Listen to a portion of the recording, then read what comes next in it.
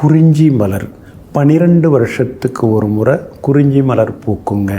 ஆனால் பூலோகத்தில் ஒரே ஒரு முறை பூக்கக்கூடிய மலர் இருக்குது தெரியுங்களா? அப்படிப்பட்ட மலர் எந்த மலர் அப்படின்னு சொல்லி நீங்கள் பார்த்தீங்கன்னா தேவ அர்க்கவல்லி மலர் அப்படின்னு ஒரு புஷ்பங்க.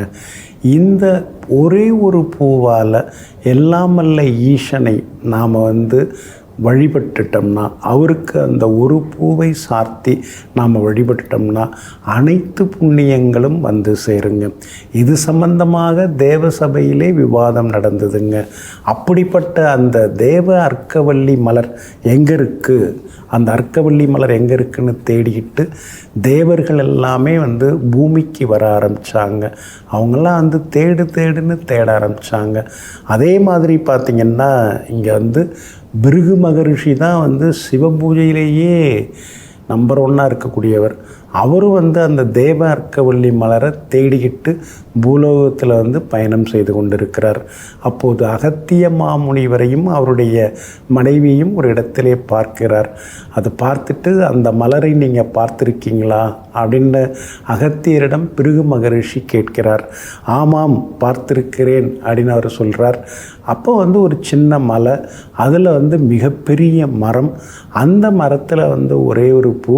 ஆனால் ஆயிரக்கணக்கான பறவைகள் அந்த மரத்தில் அமர்ந்து அந்த மலரை தரிசித்துவிட்டு ஓம் நமச்சிவாய என்ற மந்திரத்தை சொல்லிக்கொண்டு கைலாயத்தை நோக்கி அதுங்கெல்லாம் சொர்க்கத்தில் சென்று அடைகின்றன. உடனே அகத்தியர் அந்த மலரை அந்த கோவிலில் இருக்கக்கூடிய சுனை நீரிலே அந்த மலரை சிவபெருமான் அணிந்திருப்பதை காட்டி கொடுக்கிறார். அந்த காட்சியை பிருகு மகரிஷியும் அகத்தியரும் அவருடைய துணைவியும் பார்க்கிறார்கள். இது அற்புதமான ஒரு திருக்கோவிலுங்க. 5000 6000 ஆண்டுகளுக்கு முற்பட்ட மிக பழமையான திருக்கோவிலுங்க. இந்த சின்ன மலையை சுற்றி வருவதன் மூலமாக நிறைய நன்மைகள் எல்லாமே நமக்கு உண்டுங்க. இப்போ கிரிவலம் அப்படின்னாலே நம்ம திருவண்ணாமலை எல்லாமே நம்ம சொல்கிறோம். ஆனால் இங்கேயும் கிரிவலம் உண்டுங்க. இந்த மலையை சுற்றி நாம் பௌர்ணமியில் கிரிவலம் வந்தோம்னா 100 அரச மரங்கள், 1000 வில்வ மரங்கள், 10,000 வன்னி மரங்கள், 1,00,000 வேப்ப மரங்களை சுற்றியதற்கான பலன் ஒரு முறை இந்த மலையை சுற்றி கிரிவலம் வந்தாலே நமக்கு எல்லாமே கிடைக்குங்க. இங்கே ஏக புஷ்ப பிரியநாதர் அப்படின்னு சிவபெருமானுக்கு திருப்பெயர் அழைக்கப்படுகிறதுங்க. அம்பாளும் பார்த்திங்கன்னா தாயினும் நல்லாள், அதாவது தாயை விட நல்லாள் அப்படிங்கிற பேரில் இங்கே அம்பாள் அருள்பாலித்து கொண்டிருக்காங்க. எந்த எக்ஸாமாக இருந்தாலும் சரி, ஐஏஎஸ் ஐபிஎஸ் எக்ஸாமு அல்லது நீட் எக்ஸாமு, எந்த தேர்வாக இருந்தாலும் இங்கே இருக்கக்கூடிய பாத தரிசன தட்சிணாமூர்த்தி, இங்கே இருக்கிற தட்சிணாமூர்த்திக்கு பேரே ஸ்ரீ பாத தரிசன தட்சிணாமூர்த்தி. இவரை போய் நாம் வணங்கினோம்னா எவ்வளோ பெரிய எக்ஸாமாக இருந்தாலும், கஷ்டமான எக்ஸாம் இருந்தாலும் நிச்சயமாக பாஸ் பண்ணிடுவாங்க. அதே மாதிரி பெண்களால் ஏற்படக்கூடிய சாபங்கள் பாபங்கள் அதெல்லாம் இங்கே இருக்கக்கூடிய அம்பாளை நாம் தரிசித்தோம்னா, தாயினும் நல்லாள் அப்படிங்கிற அம்பாளை நாம் தரிசித்தோம்னா அந்த பாவம் எல்லாமே விலகுதுங்க. பிரம்மகத்தி தோஷமே விலகுதுங்க. அதே போல் முருகர் பெருமான் இங்கே சத்துரு சம்ஹார மூர்த்தியாக காட்சி கொடுக்கிறார்.